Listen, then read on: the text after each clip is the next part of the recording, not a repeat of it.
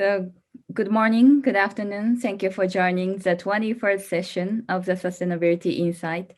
Firstly, I'd like to introduce organizing team from UNESCO Jakarta. My name is Sachi Suzuki, the Japanese Funds in Trust Coordinator. Here we have Rokmi Hamdani Akbal, Gani Mulia, and Chiptaya Matsanda, and Martin Lashobunsu. The title of today's session is From Water Management to Water Economy. We proudly present Professor Shahbaz Khan, the Director of UNESCO Regional Science Bureau for Asia and the Pacific, as a moderator, and we have two distinguished guests. Dr. Mochammad Amron, Executive Director of Indonesian Water Partnership, and Professor Naseer Gillani, Chair Development Finance of IHRO, Pakistan. We are ready to take your questions through the Q&A box and the Facebook page. We will collect it and answer later. And if you wish to receive the e-certificate, please fill the attendance list, which we are going to share the link during the webinar. Professor Shahbaz, the floor is yours.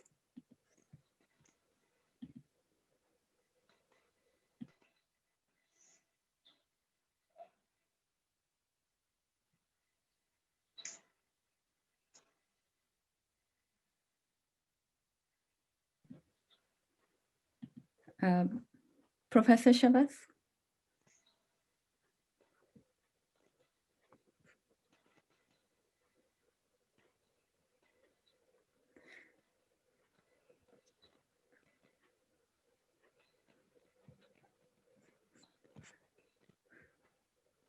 Maybe Professor Shahbaz is experiencing the technical issues. We will wait a little bit for him to be back.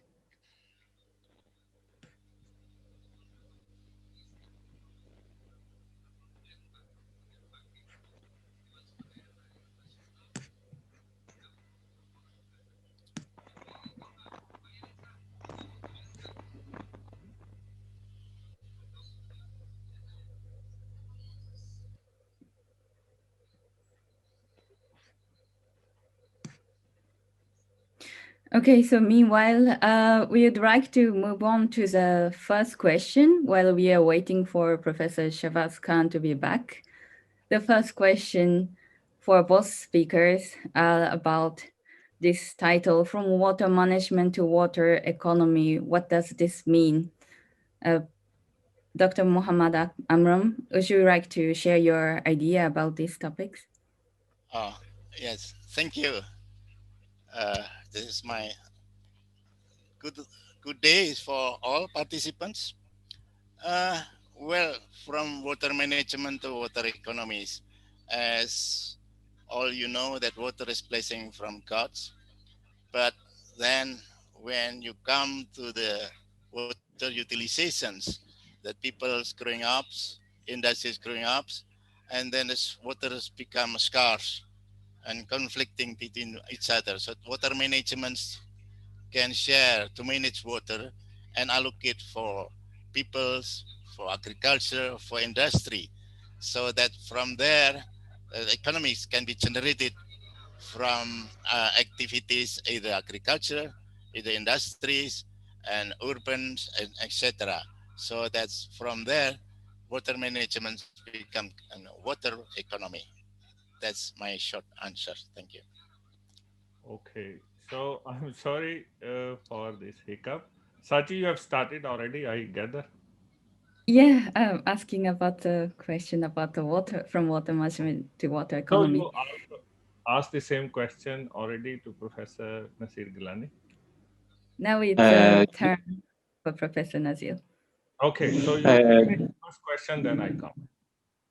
Greetings to Honorable Professor Shahbaz and my dear colleague Dr. Suzuki and brother from Indonesia, Dr. Imran, and my colleagues who are joining us this webinar. Let me share with you my unique experience that I served as Federal Director General Water Management, and I also served as Senior Chief Planning Commission, which is economic decision making. So I traveled myself from one end to the other end. In the water management earlier, what we thought that how better we can manage the water. Can we divert it? Can we use it efficiently? And how equitable distribution it is, and how we can develop water resources. That was water management. Moving to IWRM from here was first thought that water is not for agriculture only, which was consuming 90% plus water in developing countries, and Pakistan is agriculture arid country. So we were using bulk of water there. So there are other water demands. Most important is the human consumption, water supply and the sanitation, and then the industry and the commerce, and also environmental flows. So moving from that end, the first idea was IWRM was linking water sectors like water for hydropower or nexus development. They were nexus among the water uses. But later we came to understand that we have not to link it the water among the sectors. We have to link the sectors with water for the human development, HDI. Human Development Index or GDP can also be made better if we use water as endowment, water as a gift of God, water as a socio-economic good, water as a vehicle of development. And that made the way where we start thinking that how much GDP we can produce per unit of water, how many jobs we can produce from water, and how many other things which are related with water can be improved with better management. Thank you. Thank you very much, Professor Naseer Gillani. And thank you, dear Sachi, for standing in for me because of this issue of internet economy, which actually plays its role as well. So certainly with two very eminent speakers with us today, Dr. Amron and Professor Naseer Gillani, both of you have played a very important role in the policies of the nations for Indonesia and for Pakistan, but also uh, Dr. Amron and Professor Naseer Gillani with our initiatives which go beyond our boundaries, because we need cooperation in water to bring the best expertise from around the world. So let's continue to explore it further. And for our viewers who have joined today, please put your questions in the question box, in the chat box, in the Facebook Live, and we will address them individually in a usual way, and with both Dr. Amron and Professor Gillani. So, Dr. Amron, one of the very interesting things which I remember with the work which you have been doing, the experience you bring as the Director General of Water Resources from the Ministry of Public Works in Indonesia, you helped us with very important guidelines, IWRM guidelines. Mr. Ota, who also played a very important role, he was our guest in the last series lecture. So can you please give us your ideas how these guidelines were developed, and how did you bring the example from Indonesia? Well, yes, thank you. That's quite interesting questions.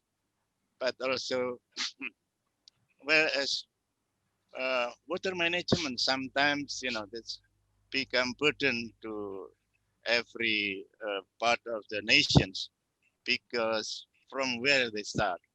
So that's with guidelines, it's called spiral models. So that's kind of things that which one to be attacked first. So that's uh, before in Indonesia case, for instance, we use Berantas River Basin. So at first we call it flood problems. So during the first staging, is it flood control, flood management, and then the second round during the IWRM using with people, so that's irrigation management. So that irrigation development can be set up.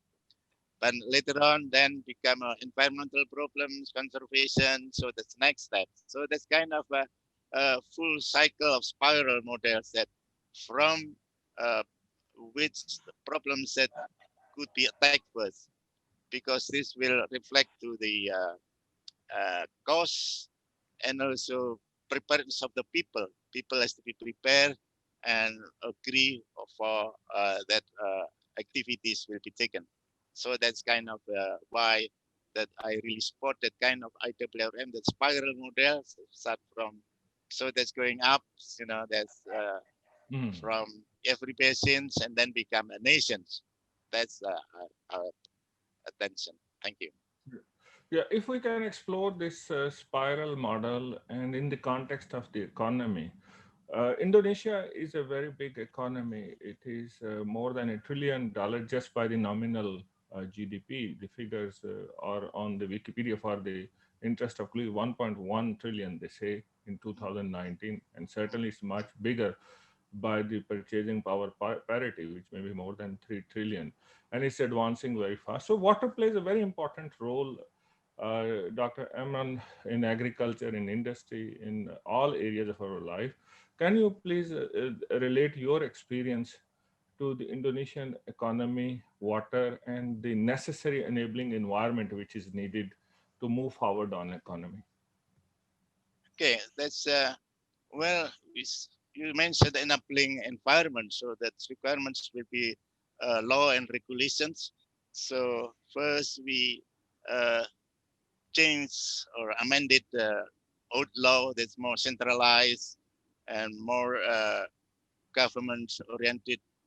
Then the next law is more involvement of peoples, also decentralized things, so that water management is not just the government, but also from other parts of the uh, people's, publics, and also the community.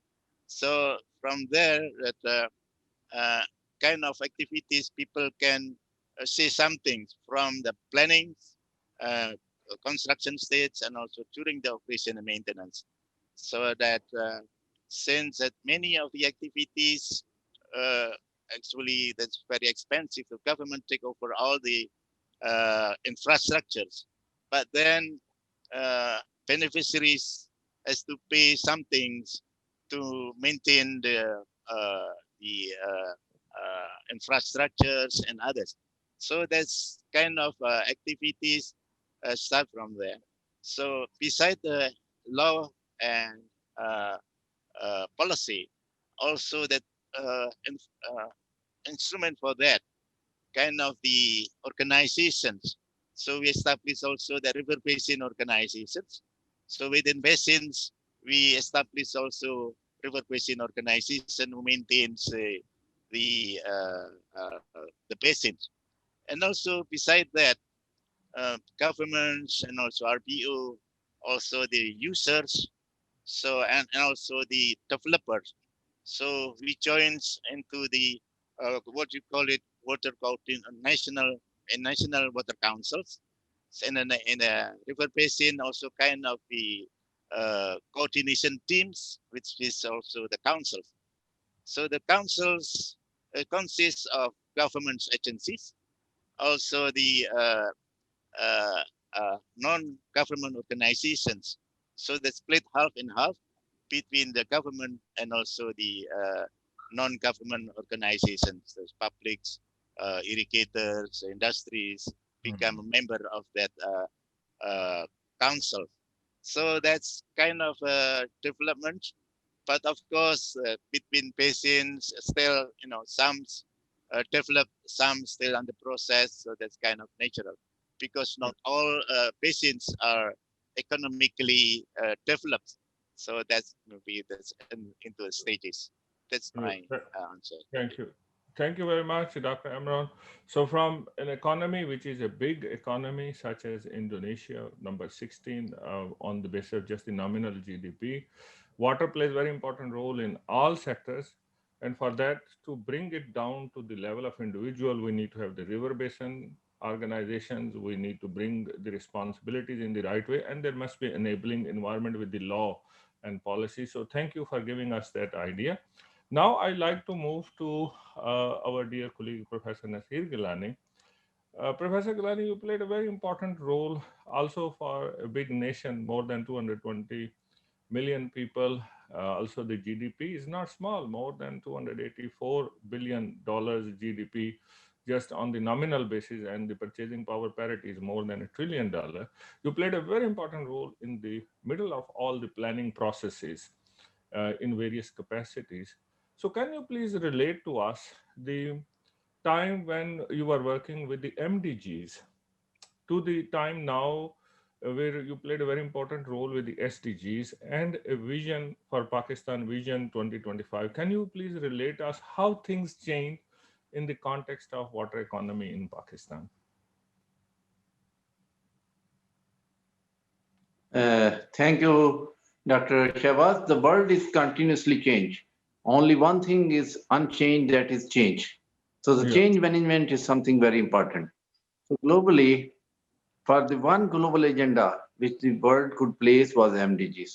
So at Johannesburg, we were happy that sustainable development, which was a thought process, resulted into some concrete, actionable, agreed agenda. So the MDGs, water was placed as a part of actually environmental systems, water and sanitation and like that. And it was embedded into that MDGs, not an independent goal. However, it played a role start moving. At that time, I was heading the environmental sector of the Pakistan as Chief Environment in Pakistan. So we were happy that it's moving in that direction. So MDGs was considered as basically environment and economy. Moving from that, what we experienced that the partnership line, which was considered assistance from the developed countries to the developing countries or underdeveloped countries, become an issue of irritation. And that never came. Formal partnerships and informal partnerships. But however, it created a certain good volume of work, which created a lobby in the world that we have to work globally. Water is so essential to the life. I say water is the web of life, that it cannot be left over to each national government or a region, that we have to agree upon certain ethical values. And we must guide the economies of the world to take care of the considerations. So while we were working in New York on UN Build Farm, I was one of the team to design SDGs. So I was not representing water there. I was representing the overall government of Pakistan. So we insisted that water should be an independent goal. So it has become SDG 6 now, which is something big achievement. But major achievement is hidden. While we were working for the MDGs, since we were forced to make it somewhere agreeable, because getting about 200 nations to one agreed agenda, you sacrifice certain basic things.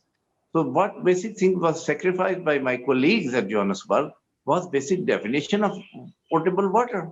They say improved water supply. What is improved water supply? That it does not have arsenic, but it has pathogens. Or it does not have pathogens, but it has arsenic. So my argument was there, it should be safe water. But I understood that for starting a point, let's start it there without making any obstacle in the process. So that showed the strength of understanding among the professionals to agree on quasi-rational solutions. It was a quasi-rational solution. But the time when it came to the MDGs, we moved on to safe water. Then we defined that the safe water. And another basic thing which we changed, that it is not a global agenda. It is a national agenda. So for MDGs, we said that not has to be reduced to half. That if there are 100 million people which do not have access to safe water, they will reduce to half. But now we have left it to the national governments. For example, in Pakistan, we have committed that we will provide safe water to 100% population. Yeah. We also have made financial locations like that in the national budget and the provincial budget. So that, and let me share with you one thing that's positive, that in Pakistan, we will be able to achieve it much earlier than the deadline. And the reason is this, there is a strong contribution from UN systems, which was led basically in UNESCO in Pakistan. UNESCO in Pakistan from your office, and your office from Paris also, while contributed a lot in the policymakers to understand that investing in water is the best returns. Investing $1 in water looks like it is a $30 in returns. But I say that is something more different. While I move to the stunting, nutritional issue, this is today the leading institution in economics is Chicago School of Economics. My work with them proved that the early childhood, that is about a baby born to baby about 4 years, is basically what your genes becomes, what you will become. So the best investment is to invest on that. So if you feed them the water which is contaminated, they cannot absorb the food. This is really And in very Pakistan, interesting. That Naseer Gillani Saab, the way you have described, it makes it very clear that from economy point of view, we need to consider very carefully the goals now, the Sustainable Development Goals. MDG was not considered as the agenda led by the local people. SDGs is a framework which actually is led by the government. And we are not saying leave 50%. Who are those 50%? Well, no one should be left behind. So very important. And from those definitions which may have been lost, we need to very carefully look into safe water. And you're also linked with the issue of stunting, which actually stunts the whole nation. So very interesting. I have one follow-up question. I would also like you to kindly elaborate on that before I go to Dr. Amron.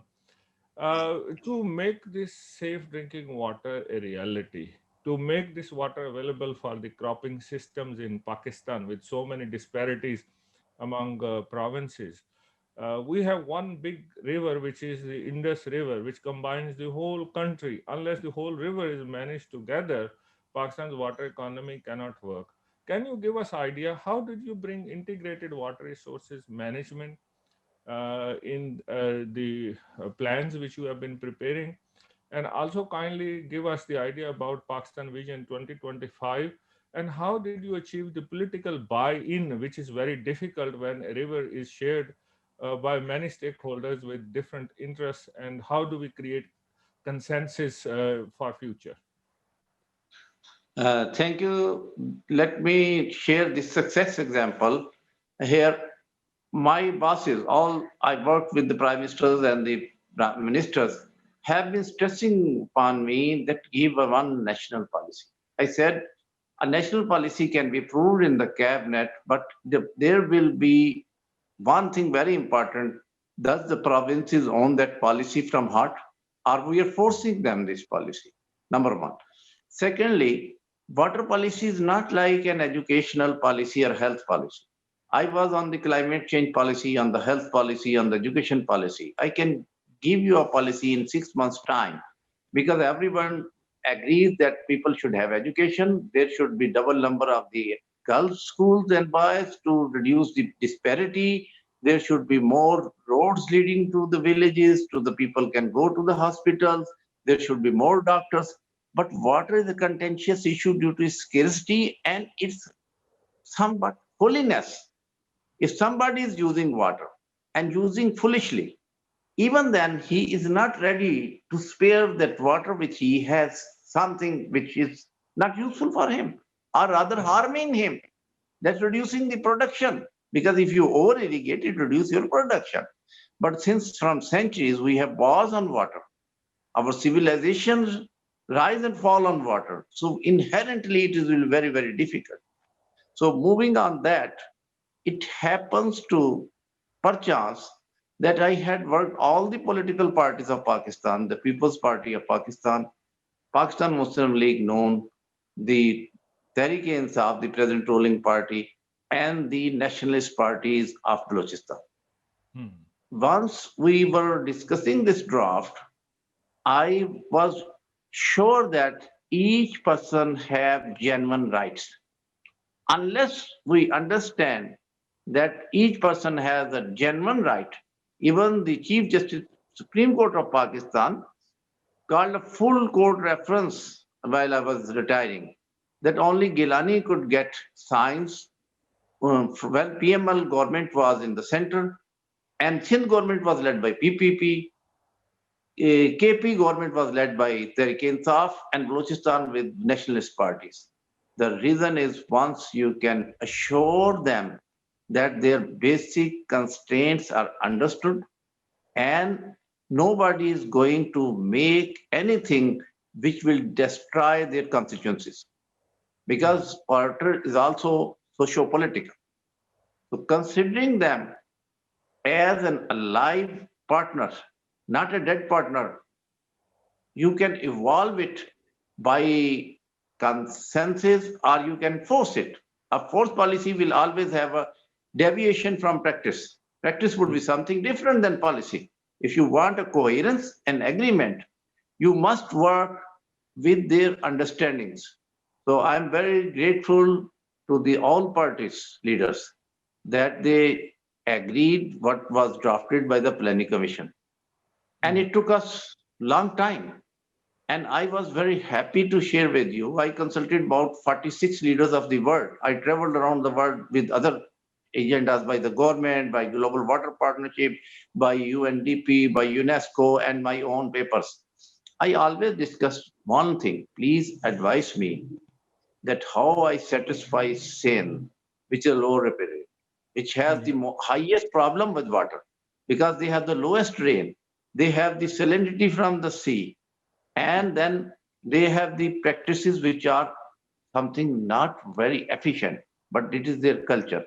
Similarly, I have been advocating Balochistan case that in water card we have given them 2%, while they are 46% of the land.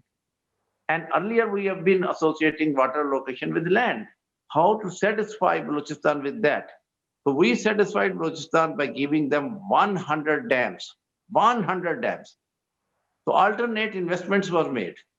And in KP, what we give is a generosity in a water card. That help us.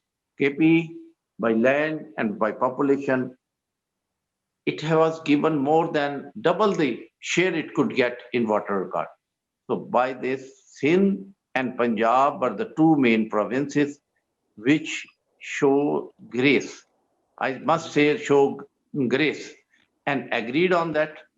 And I'm extremely thankful to Allah Almighty that it happened in my time, that Pakistan Supreme Court, Pakistan's cabinet, Pakistan Prime Minister, and all the chief ministers not only agreed on the national policy, we signed a water charter, national water charter, which is a commitment from the public leaders of the all parties. Now, if the government changes, they are the four main political parties. The government will revolve around these four, and all four are committed to one united agenda, which was reflected into the VN 2025, which was also agreed by all these four ruling parties in different provinces. And this is the only way that we can give a sustainability to decision. If one single party by majority make a decision, and it can be changed by the next party. But if all the political parties by consensus have agreed it is something good for sustainability, because water development and water policy needs continuation for at least 50 years. Maybe 100 years. That's very comprehensive response, dear Naseer Gillani sir. So what we get from here is we must understand the perspectives of all stakeholders, and the political will has to be developed. We have to consider water rights very carefully, and how do we provide for those water rights. So this is precisely what the spiral model is, which Dr. Amron has also described. So I congratulate you for your role in the middle of all these action and leading to the Vision 2025 and the National Water Charter and National Water Policy. And of course, colleagues are continuing this work. Colleagues who want to get hold of such material, which Professor Naseer Gillani has mentioned very graciously, and he has also played a very important role with the Global Water Partnership. These documents are available on the internet, and you can also contact Professor Gillani for getting more ideas. So certainly continue to provide your inputs in terms of questions. And now let me move with a similar question to Dr. Amron. One of the contentions, Dr. Amron, is water is a public good or is it a private good? Should we pay for water, or water is a basic human right and we should provide free to everybody? Can you give us experience from Indonesia? How much do you charge for water which is given for urban, for irrigation? How do you manage the infrastructure? which needs a lot of investment to continue to improve and to provide for everybody. Your insights would be very useful for our listeners. Okay, thank you. This interesting questions. Well, as you mentioned that water, whether it's public or economic good, I think that we go back to the water declarations that water is public with economic value in it. So that still that social and environments must be also taken into consideration, not just the economy. So that's this is interesting that about water rights, because then if we say about water rights, then if we use to the business entity, then they have kind of water rights for the business. So that's this is conflicting in our experience in our regulations. That then if we give right to business entity, then what about the other peoples? So that's so we just change that use terms permits. So it's not Permit. right. Permits. So that's industries and others is can allow certain amount of water and utilize it, not own it. So that's difference between rights and permit. I have a right so that for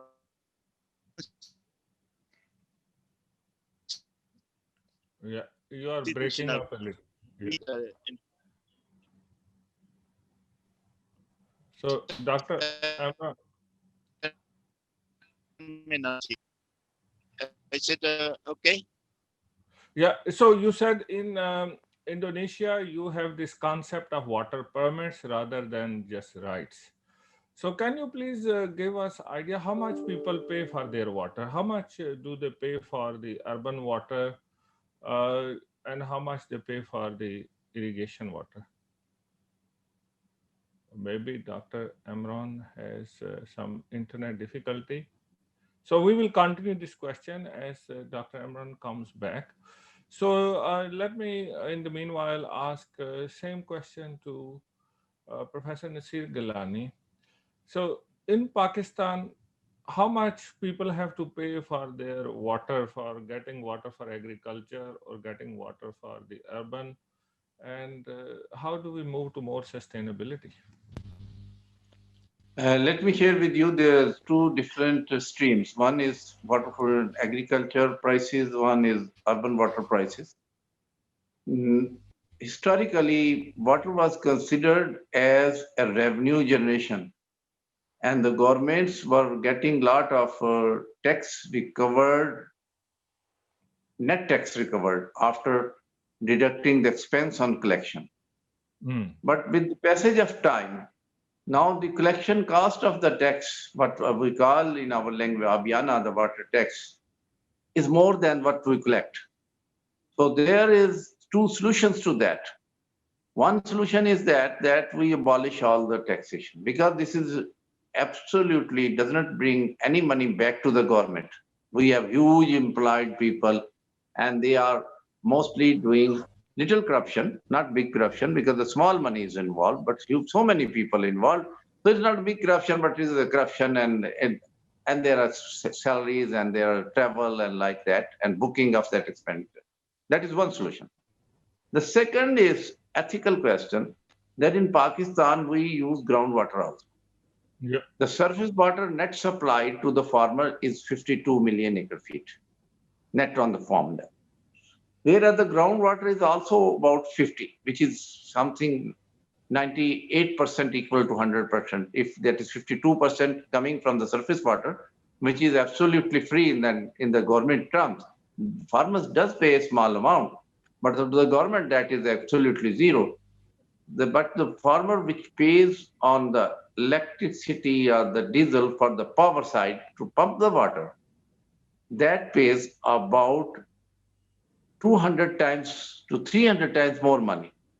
And the produce is sold at the same price. So the So he's equity, subsidizing the produce in a way. He's equity is putting his an own. issue. And also, let me share with you, we worked on the water pricing through finding out water economy at farm level. So we found that the economic value addition is higher in the big farms because water as an input cannot be so successful until you put more fertilizer, you use better seeds. So the Yeah. large farmer has money. So it is related with money and the capital. So my opinion as an expert would be that experience of making local water users association has not been successful in Pakistan because they become elite capture. Yeah. They put their own selected people to become the leaders of the water users associations, farmers organizations, and area water boards. And that created problems for the poor and the small landholders. Then from where the resources should come? Because the money is needed for the maintenance of the system, at least for the sustainability. The money can come if you can tax the production. Because taxing water directly has a lot of political problems. But we Yeah. need money. So what we can do is we can increase the land rent because the government also receive revenue on the basis of land, and water allocation is linked to the land size. So instead of giving a political negative slogan that the water rates has been increased, we should increase Malia, the land tax, because land is linked with water. So that will also justify in the case that if your land is irrigated by surface water, you pay more. If it is irrigated by your tube well, by your own, so it is less taxed. So that way we can make an equity and generate resources. Well, But thank you to very the much. I think let's take stock here that you have really given very interesting insights, Professor Naseer Gillani, that it's not just the little money paying for the excess of water. We need to also think very carefully the production side, which is with our food security. That's also part of our human rights to be able to feed ourselves and be safe from health point of view, and water is a basic human right. But also carefully need to consider the input costs which go up for those farmers who are using groundwater, and then they're still selling the commodity at the same price. So we need to think about the bigger issue of the economy, and also need to look into, and very eloquently you have mentioned the collection of revenue versus the corruption. What is the magnitude of that, or should we link it with the revenue for the land area based ideas? So let's come back to that. But let me go back to Dr. Amron. Sorry, you got disconnected, Dr. Amron. Yeah. I also got disconnected in the beginning. So today in Indonesia, we have maybe more users on internet. So Dr. Yeah. Amron, can I follow up that question? How much people pay for their water for the irrigation, and how much the water companies pay for getting water from the rivers or from the groundwater? What is the system in Indonesia? Okay. Well, actually, from the regulations that we should use surface water and additional as conjunctive use using the groundwater. But sometimes in the big cities, that surface water not cannot fulfill the requirements. Then that people start with groundwater. That is often in big cities and industrial area. So that's kind of, but this is quite different when you ask about the farmer who pay, how much farmer pay for the water. Actually, from the regulation that farmer, I mean the pheasant, is not a big farmer, so that's farmer usually has less than 1 hectare or even less. So that's they cannot pay actually for water, or we say that free for them. But in terms of irrigation system, they manage the tertiary systems, what we call it tertiary system. So that's under their under them, they maintain and operate with farmer association, water user associations. So that's in terms of the water for irrigation. In terms for the water company, uh, they have a kind of a difference actually from different agencies, because they have to pay tax for water to the provincial governments, so the water tax, and then they have to pay for the water for the management fee of the water, and then this is actually uh, range between the difficulties and competition within the system within the basins. So that's difference between one basin and another. But actually, I might say that's kind of 85 rupiah is how much? This is less than $1 for. Oh, no.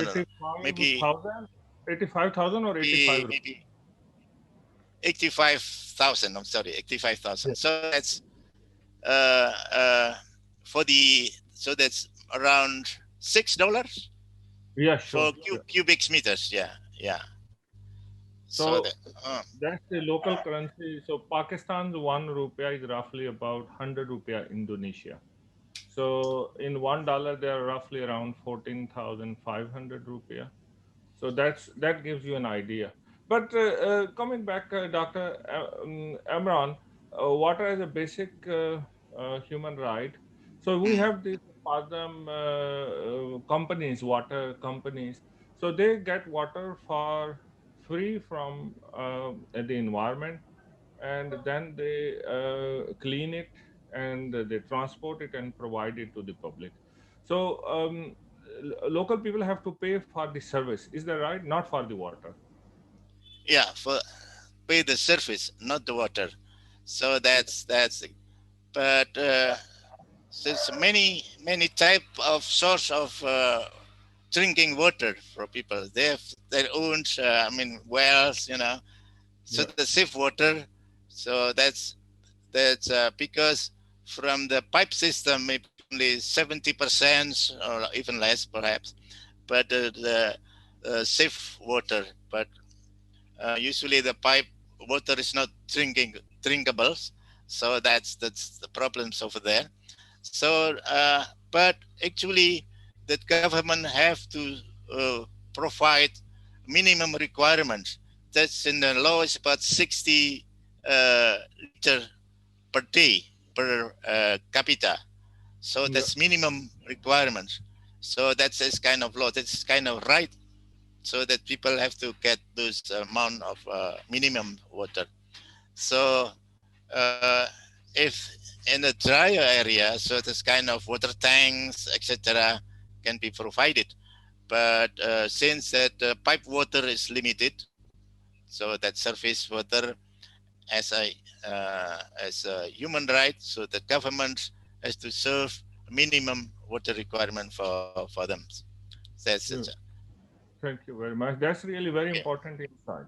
And I think with the Naseer Gillani Saab's interpretation, also in Pakistan, the land holdings usually are very small. So you mentioned, Dr. Imran, less than 1 hectare. So in Pakistan, also maybe similar for most farmers. And that's where this issue of collecting revenue and whether what should they pay or not.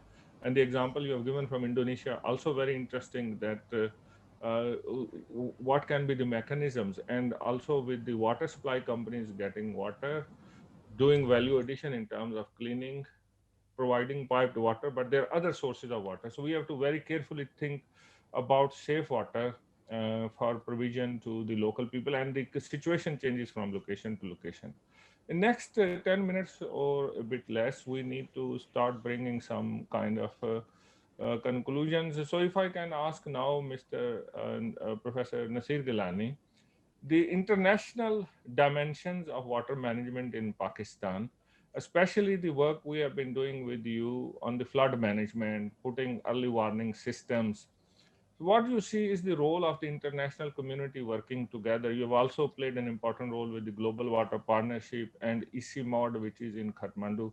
How this helps improve water management, water education, how it moves a nation forward. So if you can give us some ideas along those lines, dear Professor Gillani. Thank you, Professor Dr. Shahbaz. Let me take this opportunity, first of all, to share a success story. Our thought process was in UNESCO office, Paris, that Pakistan can save about $22 billion of the flood damages by early warning, because that is 4% of the GDP. And also lives, about 10,000 to 20,000 lives. So life is important, GDP is important. What is the major disaster in Pakistan? So I served as member of Flood Commission and I served as head of the National Drought Program.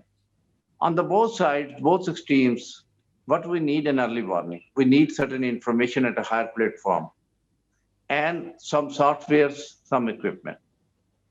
And that should be a national activity, but to engage the partners and the stakeholders and to demonstrate them some success. The seed money came from the Japanese government as the phase one, which I was the chair steering committee.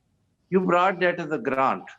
And when I spoke to my people that it is some great thing, all the functional ministries considered the $4 million divided over 20 stakeholders is fun. I said no fun. It will create local partners. It will create counterpart money. It will create local champions and it will promote the lobby. So it worked very well in all dimensions. First of all, you are witness to that Minister of Planning came 3 times to your program. Minister of Climate Change came 2 times to your program. Minister of Science came 2 times to your program for the reason that led government interest and investment, leading to about $1.6 billion overall flood mitigation programs, which is radars, which is new equipment, which is the software, which is the training. So your money was used as a big catalyst. It also brought a very good respect among the academia, because you brought top level professionals from Japan.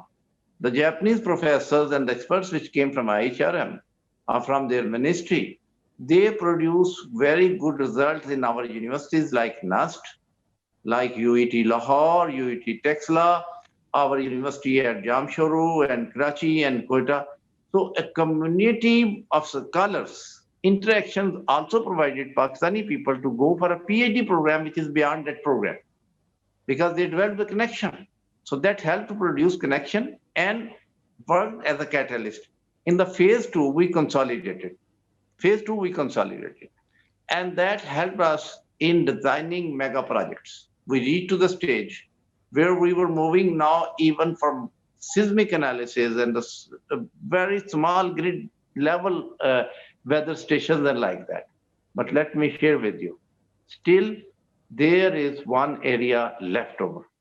But that is very important because we have to build upon, because you have worked very hard to build from scratches to a building, and you have furnished that building. But to make that building operative, we certainly need little more input from UNESCO and the Japanese government in the phase 3, which will help, number 1, develop a project which is bankable, because we are interested now in projects which we can return the money. We are capable to generate money to return the money. So bankable projects could only be produced by a team which is respected, like your team, which came from Japan. Japanese government was the biggest donor to government of Pakistan for 2 decades. And now they have a very reduced interest rate program like SAFE and others. But those portfolios are lacking projects. So if we can now work on that data generated and the personnel you have trained of projects which are bankable projects. So now JICA can come not as a only initial grant for the UNESCO, but JICA will be major owner of the project in terms of bankable project where we will be able to return the money. So we can enter into a business program. That was an educational program to reach to a business program, reach to a beneficial program. It was beneficial, but reach to a national holistic program. For example, if we have to go $1.6 billion program, we will need certain sponsors and the donors at the level which will like that we return money to them. Nobody will give us grant. But to develop those programs and make them bankable and sellable, and also in Pakistan, certain appetite for that. We need your support. No, thank you very much. This is really very good conclusion. There has to be interest from the country, and the greater interest of the country in terms of changing the water resources in a sustainable way. The programs like what they were funded from the Ministry of Foreign Affairs Japan, we started with the $4 million project for managing floods in Indus Basin, early warning, saving billions in terms of the damages, move to the next phase, another 4 million, but that needs to be upscaled on a business plan way to help with the bigger Pakistan water economy. And you have been playing a very important role there. So with that, I would like also to get ideas from Dr. Amron. Dr. Amron, you have played a very important role with NARBO, the guidelines, which we'll be putting a reference for people who are interested to download today. And also we will put a reference to Mr. Naseer Gillani's work and also the Pakistan Flood Project so that people can see what was done. So now with your role, you have worked in the government, Dr. Amron, you have worked with the NARBO. You are also part of the International Commission on Irrigation and Drainage as a vice president. Can I put also the same question to you? Indonesia is a wonderful country, is a great economy. How can we continue to bring these ideas which bring more cooperation in the area of water? Can you give us some guidance from your viewpoint? Where should we go from where we are now? Yeah, okay, thank you. I think that we need still cooperation. You know that now maybe quantity is okay, but then and then become inequality. So that sometimes that water pollution is because the economics is improving, is growing. There's a lot of garbage, a lot of plastic. So that's kind of a movement now with the help of the Global Water Partnership so that we can connect with all partners who work together.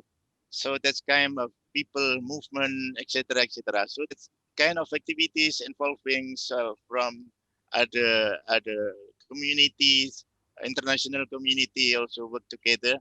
Since that it's not only governments, but also peoples have to understand that from the catchment area in the top of the mountains to the central to the sea, that's they are connected in terms of water. So that's because water is flowing. So is that why that people in the catchment area is concerned about conservation, and then people in the middle how to use, but so there's need of people can give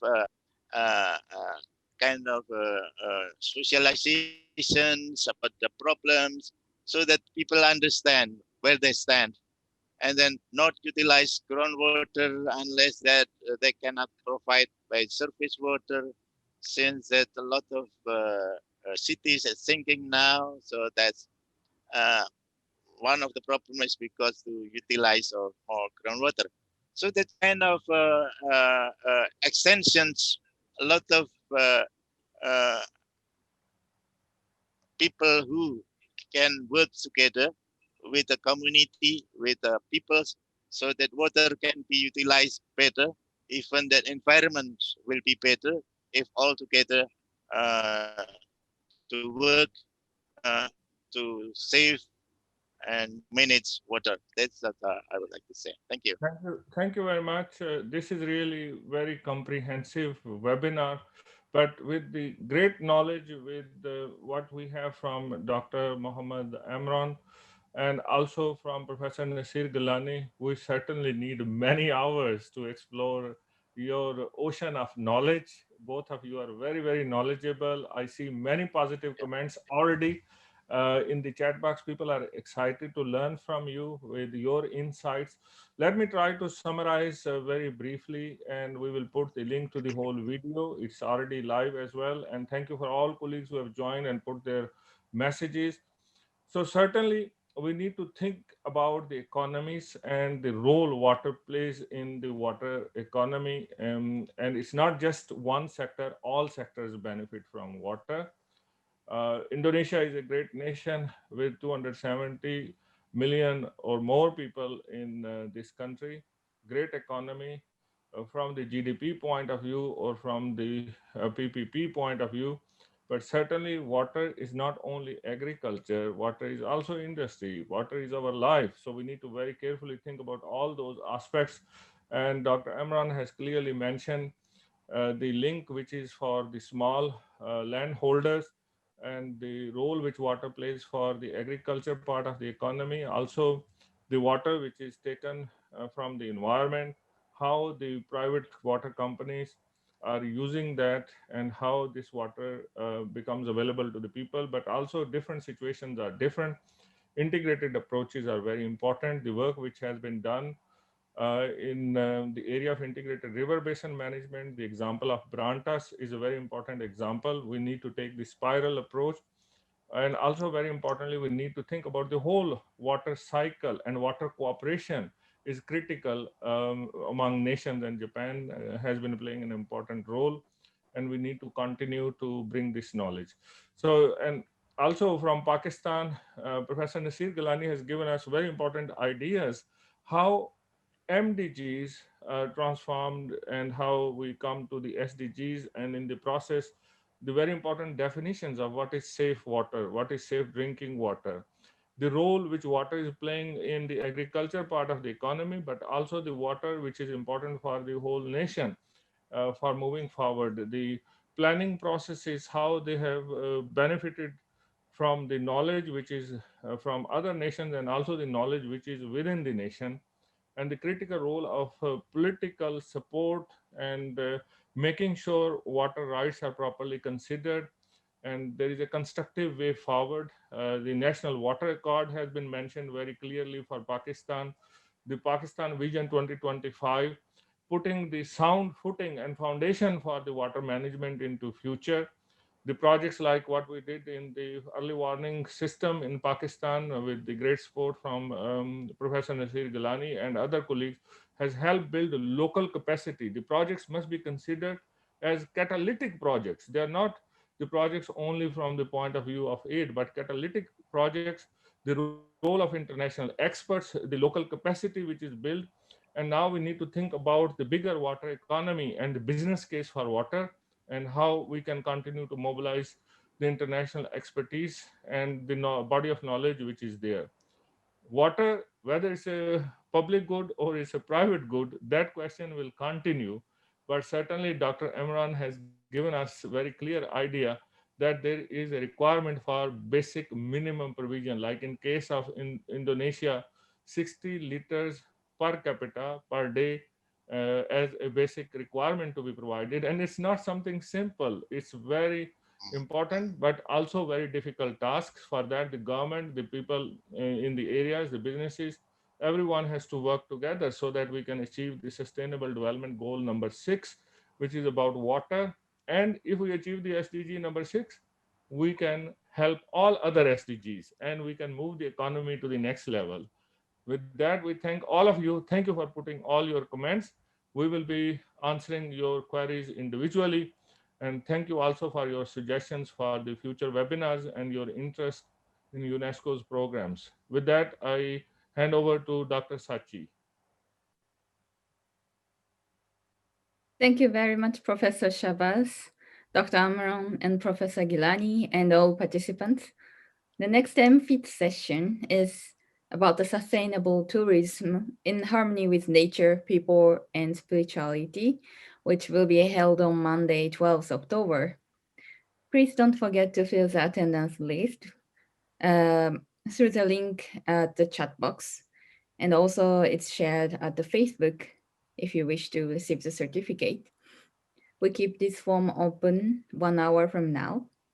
For further information about our upcoming webinar, please visit our Sustainability Insight Facebook page and Instagram. We wish you a good day, stay safe, and see you all at the next session. Thank you very much. Bye-bye. Bye-bye. Thank you. Thank you.